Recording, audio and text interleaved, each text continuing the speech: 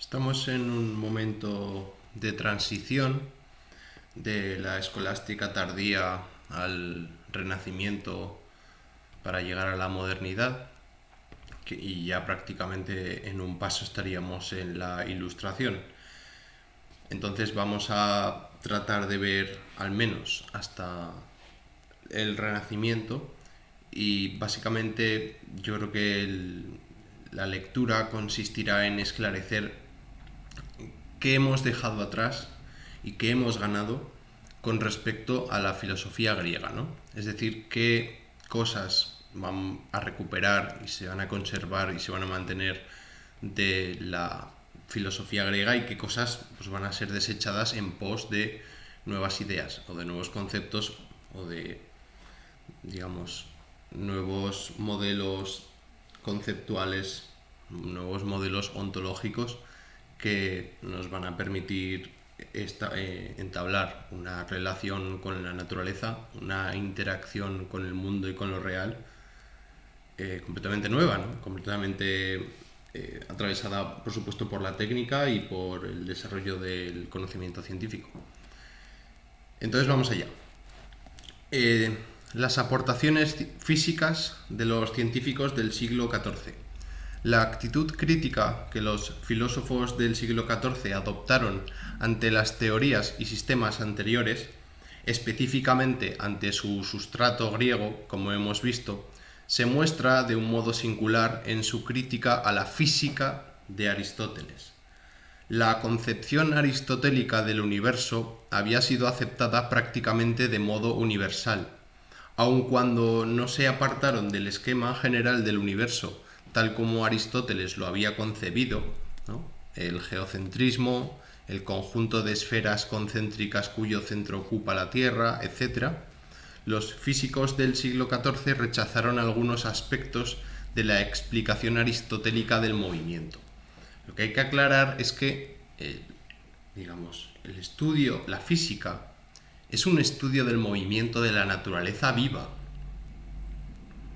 en Aristóteles. El estudio del movimiento de la fisis, de lo vivo. Claro, no es lo mismo el movimiento de lo que está vivo que el movimiento de cuerpos graves, que va a ser la temática de la física moderna. Bien, es que digamos que el objeto de estudio o el campo de estudio es completamente distinto. Se está hablando de cosas completamente distintas, a mi juicio. Porque el modo de acceder o el modo de ser de la naturaleza es completamente distinto en uno y en otro. Porque en uno está viva y en el otro no. Es decir, los cuerpos en la física moderna son inanimados, son inertes, son pura masa, no están vivos. O al menos no se puede explicar su movimiento en tanto que vivos, sino en tanto que graves. Entonces, ¿en qué consiste la explicación aristotélica del movimiento? En el capítulo segundo quedó ya expuesta la definición aristotélica del movimiento como paso de la potencia al acto. Esta definición, veíamos, se refiere a todo tipo de movimiento o cambio sustancial o accidental, y por tanto también al movimiento local. A partir de la definición misma del movimiento y de la primacía del acto sobre la potencia, se imponía el principio aristotélico de que todo lo que se mueve es movido por otro, por un agente que posee en acto la perfección o cualidad poseída solamente en potencia por aquello que se mueve, que es el ejemplo del artesano que está construyendo una mesa. El artesano pone en acto la mesa, no hay más vuelta de hoja en el movimiento en Aristóteles. Ciñéndonos ahora al movimiento local, este principio tenía las siguientes implicaciones en la física de Aristóteles. Puesto que todo lo que se mueve es movido por otro, si la acción de la causa motriz cesa, cesará también el movimiento. La continuación del movimiento exige, pues, la acción constante de una causa motriz o motor. En otros términos, la aplicación de una fuerza constante a un móvil producirá en este un movimiento uniforme. La física ha mostrado que esta afirmación aristotélica es falsa.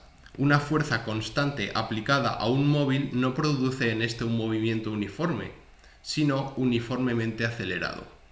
En segundo lugar, puesto que todo lo que se mueve es movido por otro, la causa motriz o motor que produce el movimiento en el móvil ha de ser realmente distinta del móvil y también del movimiento. Por último, el motor ha de estar en contacto con el móvil mientras dura el movimiento. Estas tres afirmaciones hacían realmente difícil la explicación de los movimientos de proyección, es decir, aquellos movimientos en que la causa motriz, la mano o la onda que proyectan una piedra, no permanece unida al móvil durante todo el trayecto. La piedra continúa moviéndose una vez proyectada. La continuación del movimiento exige, como hemos señalado, la acción constante de una fuerza motriz distinta del móvil y en contacto con éste. ¿Cuál es la causa en tales casos? Aristóteles supuso que la causa motriz en estos casos es el aire movido por una causa proyectora, aire que continúa moviendo la piedra a lo largo de su trayectoria. Pero ¿cuál es la teoría del ímpetus? La explicación aristotélica del movimiento de los proyectiles es poco convincente y fue de hecho criticada ya en la antigüedad. Recogiendo estas críticas, los nominalistas de París, entre quienes destaca Juan Buridano, abandonaron la explicación aristotélica considerando que no es necesario que la causa motriz sea exterior al móvil. Según Buridano, el movimiento del proyectil continúa porque la causa motriz, la mano, imprime al móvil un impulso o ímpetu, el famoso ímpetus, que a su vez actúa como causa manteniendo al proyectil en movimiento. La importancia histórica de esta teoría nominalista es notable. Galileo la aceptó en sus obras de juventud. En general, significa el primer enfrentamiento claro, aunque solamente parcial, a la física de Aristóteles y, en este sentido, constituye un primer paso hacia la ciencia moderna. Sin embargo, no se debe exagerar su importancia como a menudo se hace. A menudo se dice exageradamente que en la teoría del ímpetus está implícito el principio de inercia. Esto sería así si los físicos del siglo XIV hubieran afirmado que la causa motriz exterior, la mano, imprime al móvil un cierto movimiento que continúa por sí mismo. Pero no es esto lo que en realidad afirman. Lo que afirman es que la causa exterior imprime al móvil no un movimiento, sino un ímpetus que a su vez actúa como causa del movimiento. Renuncian a la afirmación, al axioma, de que la causa motriz ha de ser exterior al móvil, pero continúan manteniendo la necesidad de una causa motriz que actúe constantemente mientras dure el movimiento. Y esa causa es el ímpetus. Para que el principio de inercia pueda ser formulado, es necesario negar el principio de que todo lo que se mueve es movido por otro, y con él negar la necesidad de una acción constante sobre el móvil mientras dura el movimiento. Esto no lo negaron los físicos del siglo XIV. Las aportaciones de los físicos de este siglo no se limitaron a la teoría del ímpetus, sino que llegaron a ofrecer análisis, en algunos casos sorprendentes, sobre el movimiento uniformemente acelerado, tanto desde el punto de vista de su cálculo, por ejemplo Windshead, como desde el punto de vista de su representación, por ejemplo Nicolás de Oresme. La carencia de un instrumento matemático adecuado fue la causa de que sus progresos resultaran relativamente limitados. Bueno, entramos ya en lo que se denomina la filosofía de la Edad Moderna. ¿De acuerdo?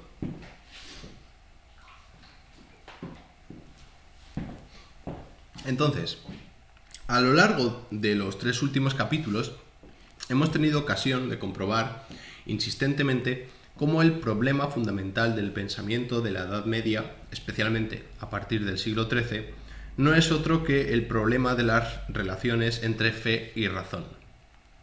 Este problema y las tensiones por él generadas son consecuencia del enfrentamiento producido entre la concepción radicalmente cristiana de la vida que impera en la Edad Media y el proceso de expansión cultural y transformación sociopolítica que se produce a partir del siglo XIII.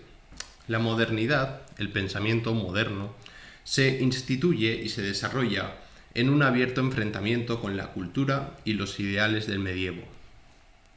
La primera contestación a la concepción radicalmente religiosa del mundo, vigente en la Edad Media, se produjo con el humanismo renacentista, con su visión antropocéntrica y naturalista del hombre y del universo.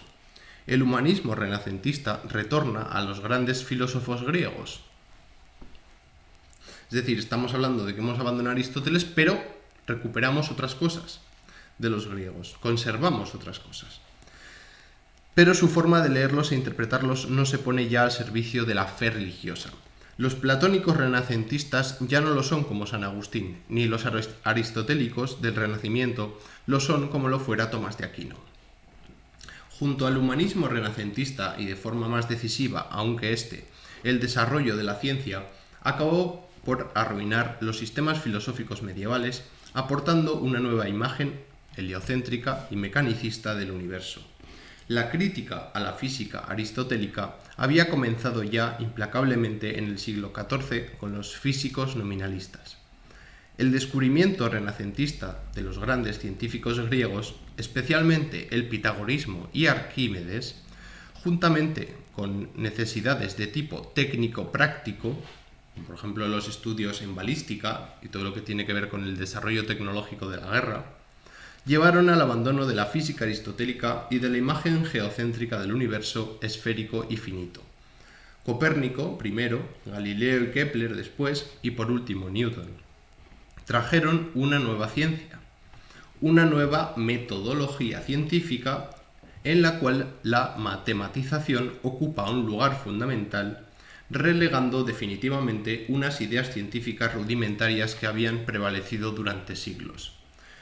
Juntamente con el abandono de la ciencia y la filosofía medievales, el pensamiento moderno trajo la afirmación radical de la autonomía de la razón. La razón se constituye en principio supremo, no sometido a ninguna instancia ajena a ella misma, como la tradición, la fe, etc., desde el cual se fundamenta el conocimiento y se pretende responder a las cuestiones filosóficas supremas acerca del hombre, la sociedad y la historia. Es cierto que el análisis de la razón llevado a cabo en el periodo que va de Descartes, el primer filósofo de la modernidad, a Hegel, creador del último gran sistema especulativo, no lleva a las mismas conclusiones. El concepto de razón, la forma en que ésta se constituye como principio y alcance de su principialidad, no es igual en el racionalismo, en el empirismo, en Kant, en el idealismo absoluto de Hegel, como tendremos ocasión de comprobar ampliamente. Ahora bien, el hecho de que el pensamiento moderno se presente en todos sus autores y escuelas como un análisis de la razón no debe llevar a la interpretación unilateral de la filosofía moderna como una filosofía interesada exclusiva o preferentemente por cuestiones gnosiológicas. Ya hemos indicado más arriba que el análisis de la razón se lleva a cabo en función de fundamentar en ella y desde ella la ciencia y en función de responder, en último término, a las demandas y problemas planteados acerca del hombre, de la sociedad y de la historia, a la búsqueda de la ordenación racional de la vida y la sociedad. Esto que es patente en todos los movimientos filosóficos modernos, y sobre ello insistiremos en cada caso en nuestra exposición, se manifiesta de modo culminante en el siglo XVIII, es decir, en la Ilustración. Pero, ¿qué sucedió en el Renacimiento? Que, como hemos dicho, es el origen de la filosofía griega y nuestra última parte de la lectura. Pues con este capítulo dedicado al Renacimiento iniciamos el estudio de la modernidad.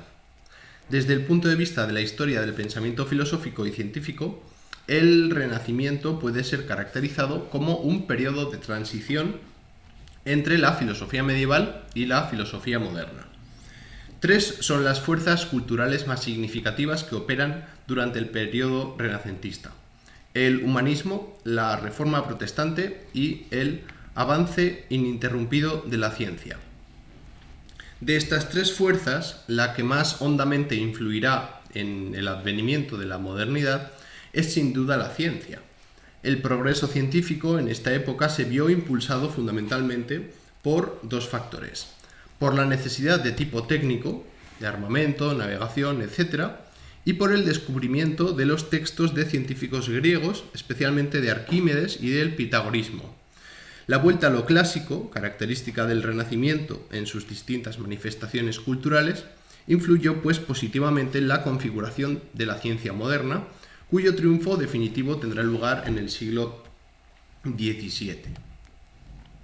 En el campo de la filosofía, el periodo renacentista produjo múltiples individualidades y perspectivas que resultan difíciles de clasificar en líneas coherentes de pensamiento. En esto se distingue el Renacimiento tanto de la Edad Media, en que las corrientes filosóficas son pocas, vigorosas y perfectamente definidas, como de la Edad Moderna. En nuestra exposición nos ocuparemos de las corrientes que restauran los sistemas filosóficos griegos desde una perspectiva marcadamente naturalista y antropocéntrica, de los filósofos en cuyo sistema juega un papel fundamental la idea de infinitud, como es en Nicolás de Cusa y Giordano Bruno, y de Francisco Bacon, el más significado representante de los ideales renacentistas en Inglaterra. Bien, ¿qué implicaciones tiene el Renacimiento en la transformación de la sociedad europea, ¿no? Bien, en primer lugar hay que analizar la salida de la Edad Media. El Renacimiento constituye un periodo difícil de analizar en su totalidad. Es innegable que si nos limitamos a ciertos aspectos de la cultura, el arte, por ejemplo, el perfil del Renacimiento resulta claro e inconfundible. Cualquier estudiante medianamente informado acerca de la historia del arte sabe que el Renacimiento representa una vuelta a los gustos y a los cánones clásicos, con el consiguiente abandono del estilo y modos medievales. Pero si en vez de fijarnos exclusivamente en el Renacimiento de cuño italiano y en su faceta artística, dirigimos nuestra mirada a toda Europa y a todos los aspectos de la sociedad y de la cultura, la caracterización del periodo renacentista resulta más difícil y problemática. En primer lugar, muchos de los fenómenos y acontecimientos con que suele caracterizarse el periodo renacentista tienen su origen en la última etapa de la Edad Media. En ciertos aspectos, el Renacimiento representa, pues, no una ruptura con la Edad Media, sino una continuación de un proceso ya iniciado en esta. Así, en el terreno político, la creación de los estados nacionales aparece como un resultado de la desintegración del imperio, acaecida al final de la Edad Media. En el ámbito de lo económico, el individualismo y el crecimiento de la burguesía tienen también su iniciación en el siglo XIV. Por lo que se refiere a la literatura, suele reconocerse que el humanismo tiene sus predecesores italianos en el siglo XIV, especialmente Petrarca.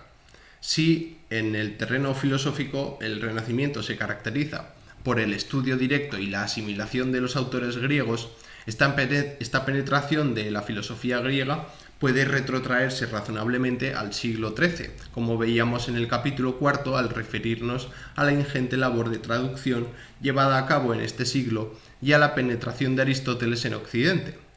Lo mismo cabe decir, en fin, respecto del desarrollo de la ciencia. A la vista de este conjunto de hechos no parece acertado hablar de una ruptura total con la Edad Media, sino que tal vez sería más adecuado hablar de desarrollo y expansión de ciertos fenómenos originados en ella. Una segunda dificultad para la caracterización y análisis del periodo renacentista proviene de que ciertos acontecimientos importantes producidos en este periodo no ejercen una influencia real y notable en la sociedad europea hasta muchos años después de producirse. Un ejemplo típico es el descubrimiento de América, que tuvo lugar, como es sabido, en 1492 y cuyas repercusiones no se dejaron sentir hasta bastante tiempo después. ¿Cuáles son los factores de transformación entonces de la sociedad europea? Las circunstancias que acabamos de señalar hacen difícil la caracterización y análisis del periodo renacentista. Buena prueba de esta dificultad es la diversidad de opiniones de los historiadores al respecto, así como su falta de unanimidad tanto acerca de la duración de este periodo como acerca del momento histórico aproximado en que ha de ser fijado su comienzo.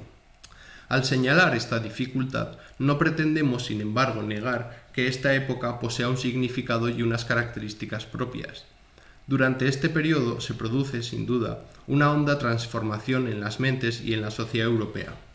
De una parte, no podemos olvidar que las mentes más despiertas de la época tenían conciencia de que algo había cambiado en la cultura europea. Estaban convencidos de que se había cerrado una época, la Edad Media, bárbara e ignorante a su juicio, y había comenzado un tiempo nuevo de cultura y mentalidad más elevadas. De otra parte, durante este periodo tuvieron lugar acontecimientos de indiscutible importancia que no será superfluo recordar. En el orden cultural, en 1438, tiene lugar el Concilio de Florencia-Ferrara, al que acuden teólogos y conciliares de Oriente, conocedores de la lengua griega y expertos en la filosofía y textos griegos. Pocos años después, en 1453, tiene lugar la caída de Constantinopla, que obliga a muchos intelectuales orientales a emigrar a Italia. Uno y otro acontecimientos constituyen factores importantes en el desarrollo del humanismo. Los intelectuales procedentes de Oriente impulsan el estudio de la lengua griega y la transmisión de los textos de los filósofos griegos. Dos ejemplos notables son Platón y Besarión, ambos platónicos. En el orden de los descubrimientos, junto al auténtico descubrimiento cultural del pasado griego a que nos hemos referido en el apartado anterior, en el siglo XV tienen lugar importantes descubrimientos y perfeccionamientos técnicos. El desarrollo de la cartografía, las técnicas de navegación y la brújula hacen posible la expansión marítima y comercial, el descubrimiento de América y el acceso a zonas del globo hasta entonces desconocidas. La utilización de la pólvora con fines bélicos facilita el fortalecimiento del poder real frente a la nobleza, cuyos castillos resultan abatibles a golpe de cañón. El descubrimiento, en fin, de la imprenta facilita la expansión cultural, las ediciones de los clásicos por parte de los humanistas y la circulación de textos bíblicos que favoreció la reforma religiosa. En el terreno religioso, los factores de desintegración existentes en el seno de la Iglesia ya desde el siglo XIV culminan en la reforma en la primera mitad del siglo XVI. La rebelión luterana tuvo lugar en 1517 y Enrique VIII se proclamaba jefe de la Iglesia anglicana en 1531. Del lado católico, en 1539 se organiza definitivamente la Compañía de Jesús y poco después comienza el Concilio de Trento. En el orden político-social, en este periodo se consolidan los estados nacionales y las monarquías absolutas. En estrecha relación con las nuevas formas políticas se produce un notable crecimiento de la burguesía y del capitalismo comercial. Todos los acontecimientos que acabamos de señalar se encuentran estrechamente relacionados entre sí, se condicionan recíprocamente y no podría ser de otro modo, ya que cultura, ciencia, política y economía no son ámbitos aislados en el seno de una sociedad. Repárese en la siguiente cadena de influencias, que no ha de ser interpretada de un modo puramente lineal.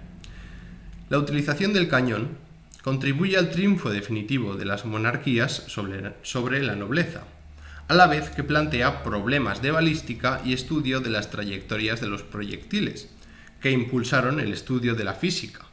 Las monarquías, a su vez, apoyan a la burguesía y son apoyados por esta frente a la nobleza.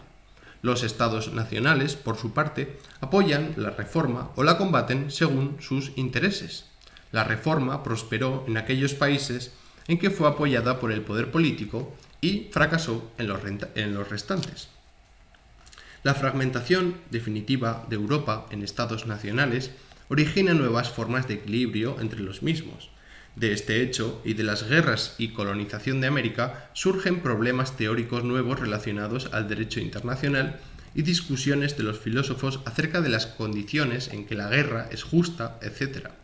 Este es el ámbito en que los filósofos españoles, especialmente el jesuita Suárez y el dominico Vitoria, contribuyeron de forma más notable al pensamiento europeo, Ambos se ocuparon de cuestiones jurídicas y políticas, y tal vez no sea exagerado considerarlos como los iniciadores del derecho internacional. Los factores económicos y políticos actuaron, pues, impulsando la investigación técnica y científica, favoreciendo el desarrollo de distintas concepciones religiosas e ideas filosóficas. Junto a estos factores, tres son las fuerzas culturales que confluyen en la transformación del pensamiento europeo y en el advenimiento de la modernidad: el humanismo, la reforma y el desarrollo de la ciencia. Esta última parte fue, a largo plazo, la fuerza más poderosa y decisiva de las tres. Pero ¿en qué consistió la relación entre la filosofía y el desarrollo de la ciencia?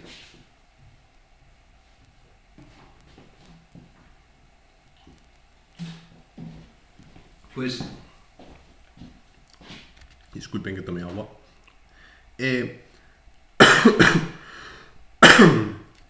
Las indicaciones ofrecidas en las páginas precedentes nos inclinan a considerar el Renacimiento, los siglos XV y XVI, desde la perspectiva de un periodo más amplio en el cual se halla inserto. Un periodo cuyo comienzo hay que situar al final de la Edad Media y cuya culminación cabe fijar en el primer tercio del siglo XVII. Durante este largo periodo de casi 3 siglos, el pensamiento europeo se halla sometido a un hondo proceso de transformación, cuyo resultado es la modernidad.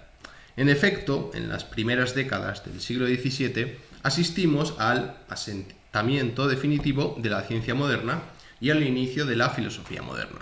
Los máximos protagonistas de este doble acontecimiento serán respectivamente Galileo y Descartes. Como señalábamos al final del apartado anterior, y tendremos ocasión de comprobar en los próximos capítulos, el progreso científico es la más poderosa y definitiva de cuantas fuerzas culturales confluyen en el proceso hacia la modernidad. Bueno, esto es un resumen de lo visto. Continuamos con la filosofía en el Renacimiento al margen del desarrollo científico. Bien, los filósofos humanistas. En general, cabe decir que la filosofía renacentista, hablamos del siglo XV al XVI, vive de espaldas a la actividad científica de su época. Esto es especialmente notorio en el caso de los filósofos humanistas. En efecto, estos se vuelven a los grandes sistemas filosóficos griegos, al platonismo, al aristotelismo, al estoicismo o al epicureísmo, para buscar en ellos la fuente de inspiración de sus concepciones de la naturaleza y el hombre. Los filósofos humanistas adoptaron por lo general una actitud de menosprecio, cuando no de abierta hostilidad, hacia la investigación empírica, hacia la experimentación. En este divorcio existente entre humanismo y ciencia tiene su origen la separación, prolongada hasta nuestros días, entre estudios científicos y estudios humanísticos, entre ciencias y letras, juntamente con la poco razonable inclusión de la filosofía entre las últimas. Otros filósofos renacentistas. La desvinculación de la filosofía respecto de la actividad científica que culminará en la constitución de la ciencia moderna no es, por lo demás, una característica exclusiva de los filósofos humanistas, sino un rasgo generalizado entre los filósofos de este periodo histórico. Puede considerarse como excepción el caso de Giordano Bruno, cuya vida transcurre en la segunda mitad del siglo XVI. Bruno afirmó la infinitud del universo, conoció abiertamente la obra de Copérnico, cuya teoría heliocéntrica favorecía la idea de que el universo es de dimensiones enormes frente a las dimensiones reducidas que concedía al mismo el geocentrismo. En cuanto a Nicolás de Cusa, el otro filósofo notable de este periodo, en cuyo pensamiento juega un papel central la idea de infinitud, nada tiene que ver con la ciencia moderna, a pesar de su afición e interés por las matemáticas. Su vida transcurre en la primera mitad del siglo XV y por tanto muere casi 100 años antes de que Copérnico publique su obra. Entre los filósofos de que nos ocupamos expresamente en este capítulo, queda aún por caracterizar Francis Bacon. Bacon es ciertamente un hombre preocupado por la ciencia, combate el aristotelismo de la época en lo que éste tiene de actitud anticientífica y opuesta a la experimentación, defendiendo la inducción como método científico. Sin embargo, y a pesar de su defensa del método experimental, Bacon se basa aún en el concepto aristotélico de ciencia, y su método inductivo poco tiene que ver con el método científico utilizado por Galileo y la ciencia moderna. A pesar de que su actividad filosófica se adentra hasta el siglo XVII, su pensamiento científico está al margen de la revolución científica consumada ya estos años por Galileo y Kepler. El desarrollo de la ciencia y el Renacimiento. La ciencia moderna, que se asienta definitivamente en el siglo XVII y que influye de modo directo en el surgimiento de la filosofía moderna con Descartes, no surgió de la noche a la mañana, sino que fue en gran medida la culminación de un lento proceso inaugurado al final de la Edad Media. Juntamente con las necesidades y exigencias de tipo técnico, caben señalar dos factores de tipo filosófico-cultural que favorecieron su desarrollo. De una parte, el impulso dado a la observación y experimentación por los filósofos y científicos nominalistas a partir del siglo XIV, a que ya nos hemos referido en el capítulo anterior. De otra parte, el descubrimiento genuinamente renacentista de los científicos griegos, especialmente del pitagorismo y de Arquímedes. La vuelta a los filósofos griegos permitió conocer no solamente las corrientes filosóficas griegas, sino también los textos científicos más notables de la antigüedad. El descubrimiento de la tradición pitagórica impulsó nuevamente la idea, abandonada anteriormente bajo la influencia del aristotelismo, de que el universo posee estructura y ordenación matemática y por tanto las leyes que rigen los fenómenos naturales son formulables matemáticamente. Copérnico conoció ciertamente la tradición pitagórica y la actitud de Kepler ante el universo como netamente pitagórica. Por su parte, Arquímedes ofrecía un modelo de ciencia que sería seguido por Galileo. El descubrimiento renacentista de lo griego contribuyó, pues, poderosamente a impulsar la consideración matemática del universo y de los fenómenos físicos. El progreso de las matemáticas se uniría a esta actitud ante la naturaleza para posibilitar el desarrollo de la ciencia moderna.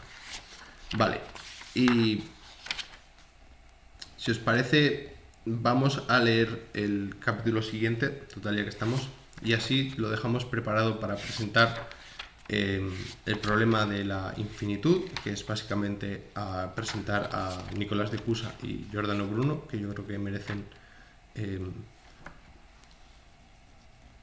consideración, y nos quedaría preparar pues la física moderna, ¿no? Entonces, la tradición griega y el nuevo antropocentrismo naturalista. El resurgir de los sistemas filosóficos griegos en el Renacimiento. Vuelta a lo mismo, si os dais cuenta, o sea, acabamos de abandonar a los griegos y ahora otra vez. ¿Pero en qué quedamos? O sea, Occidente, decídete. El interés por las humanidades clásicas, por la cultura grecolatina, trajo consigo un resurgir de los sistemas filosóficos griegos. Los grandes filósofos griegos, especialmente Platón y Aristóteles, son traducidos y comentados por los filósofos humanistas. Trabajemos en primer lugar con el platonismo. El platonismo floreció especialmente en la Academia de Florencia, fundada por Cosme de Medici, asesorado por Platón y llevada a su máximo esplendor por Lorenzo el Magnífico, Lorenzo de Medici.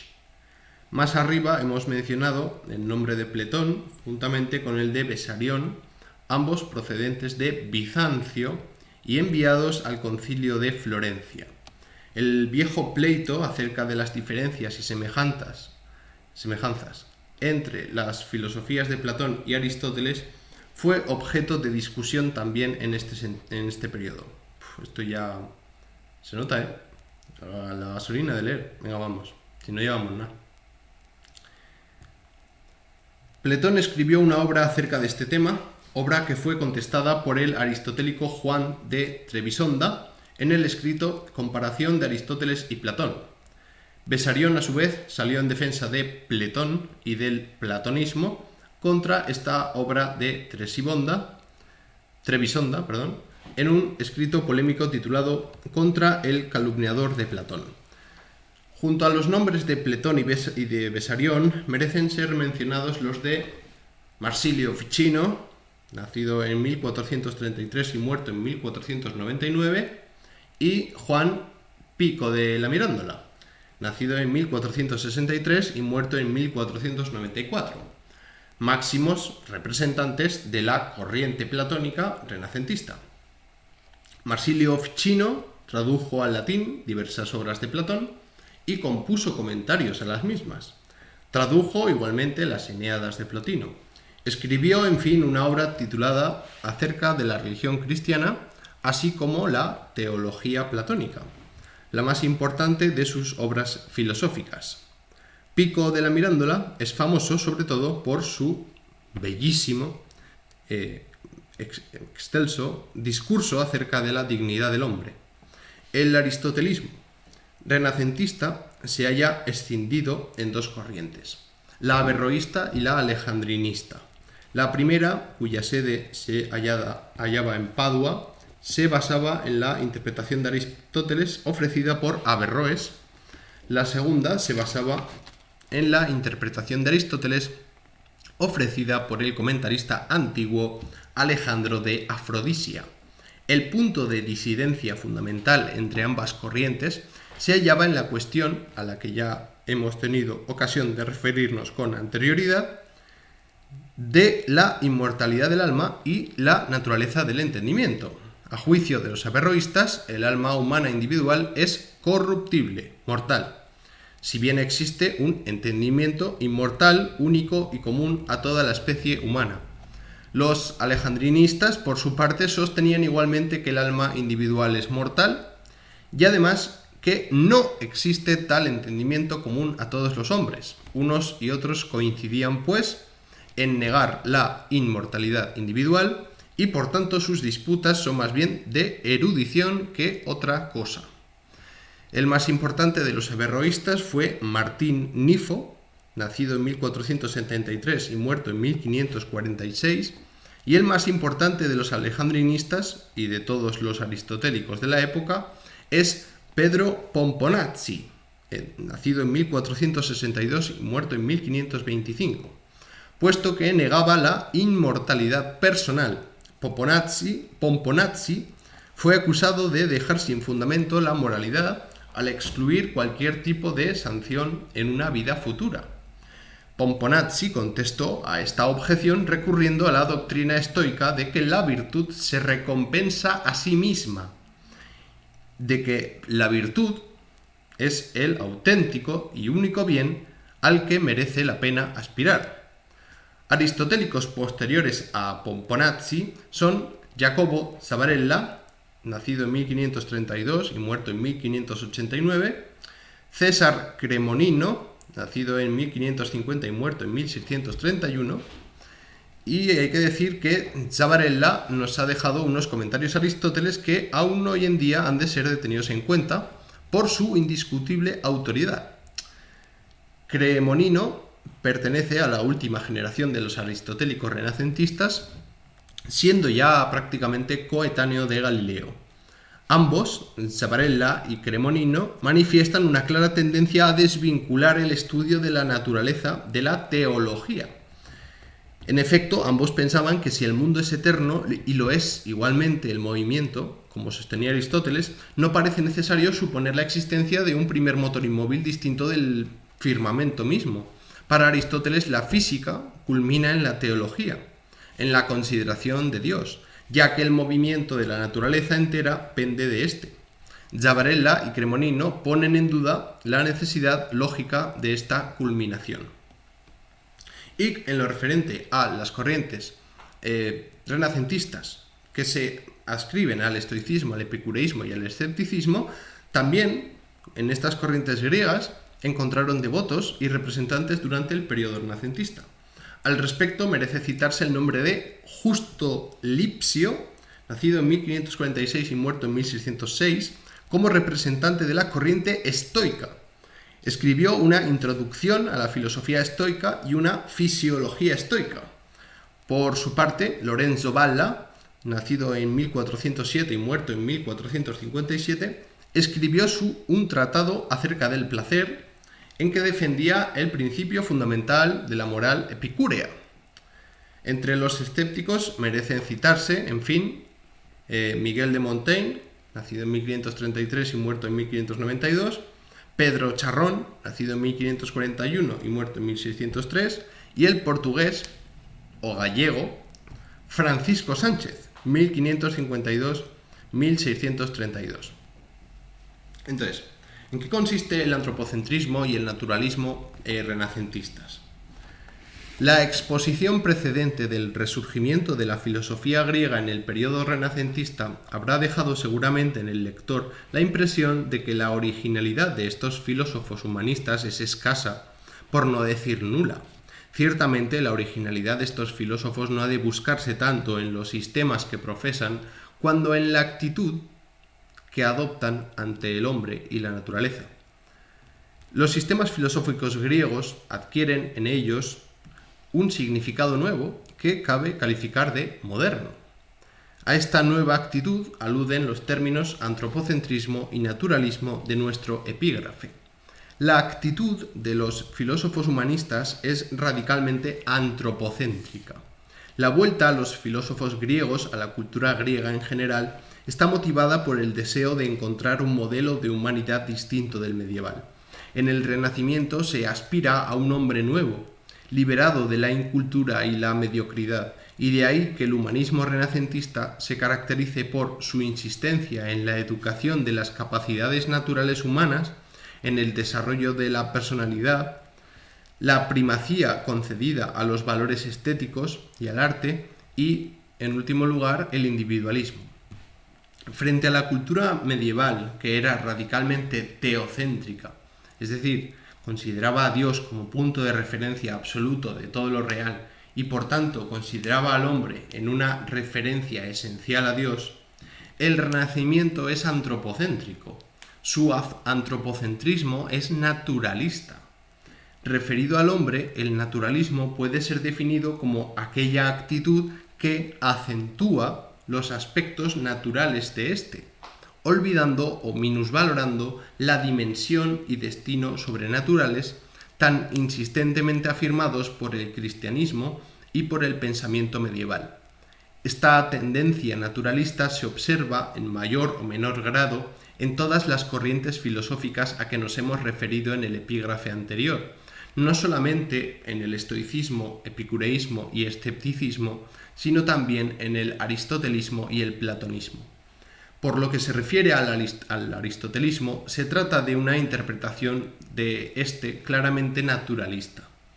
Pomponazzi no solamente negaba la inmortalidad personal, sino que sacó las consecuencias pertinentes de esta negación, es decir, que el hombre no tiene un destino sobrenatural y que la virtud se ha de practicar por sí misma, sin esperar recompensa alguna en otra vida.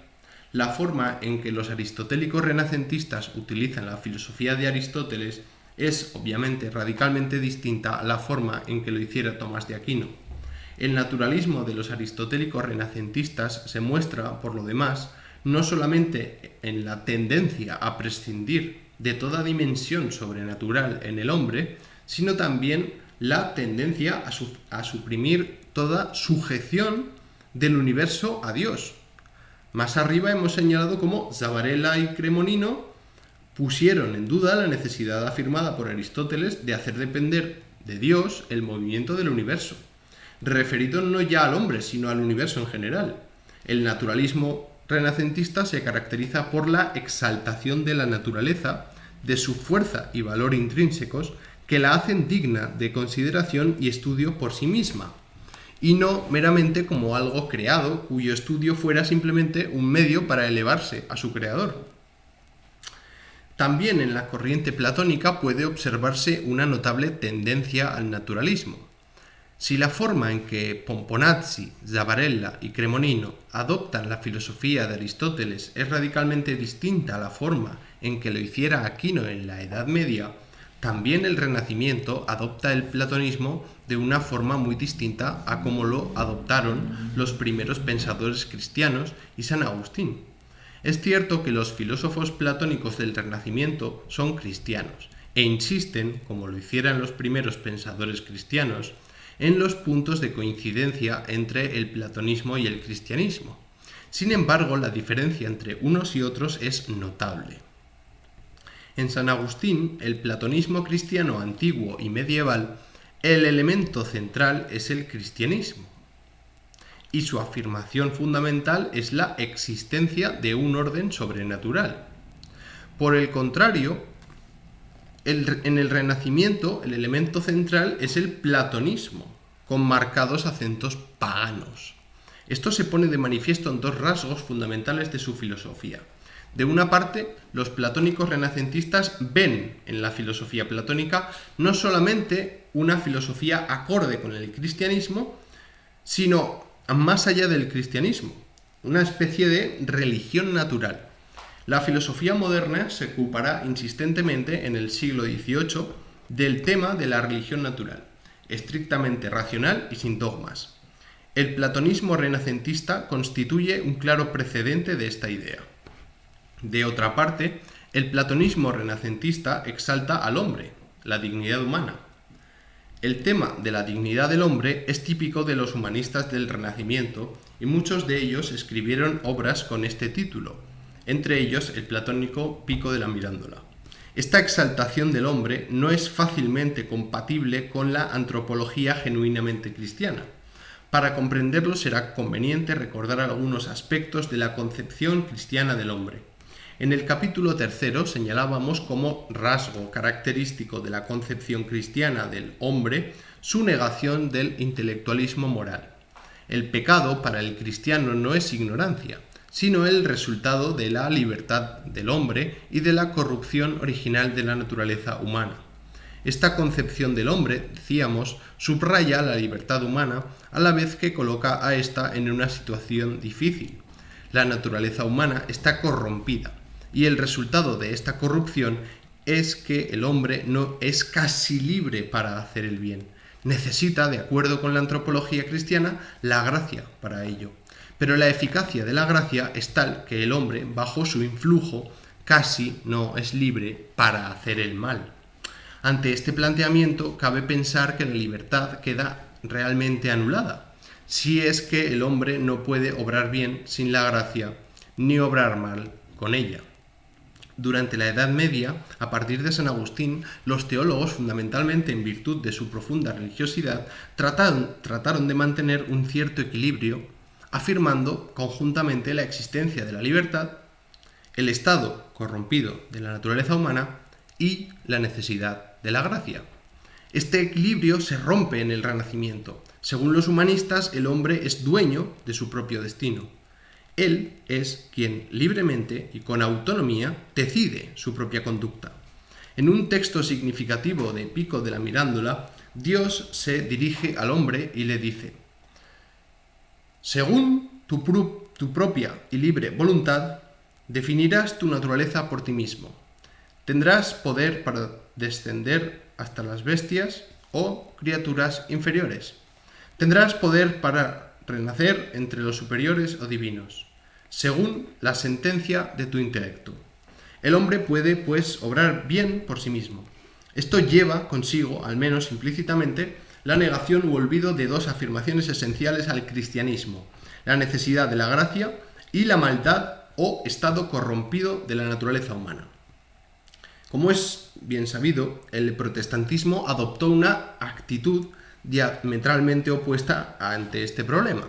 Subrayando el carácter corrompido de la naturaleza humana, afirmó que el hombre no es libre de hacer el bien, que todas las obras del hombre son malas y que solo la fe y la gracia pueden salvarlo. El humanismo del Renacimiento defendió la tesis de que el hombre es naturalmente bueno, adoptando una actitud naturalista difícilmente compatible con el cristianismo. La Reforma defendió la tesis de que el hombre es naturalmente malo, exagerando una idea central de la antropología cristiana. Ambas tesis, la de la bondad natural y la de la maldad natural del hombre, volverán a aparecer en la modernidad en relación con el tema del origen y la naturaleza de la sociedad, por ejemplo en Rousseau. Rousseau será quien recoja las tesis del optimismo humanista, de la bondad natural del hombre, mientras que, por ejemplo, Hobbes, por el contrario, tomará como punto de partida de su teoría política la tesis pesimista de la maldad natural del mundo. Y lo dejamos por aquí. Terminaremos el próximo día con Nicolás de Cusa y Tomás de Aquino. Y después prácticamente tenemos finiquitado la cuestión de la transición y ya podríamos pasar directamente al racionalismo. O sea que probablemente esta sea la penúltima clase que grabe. Espero y deseo. Tengo que leer otras cosas, básicamente. Bueno, en fin, un saludo.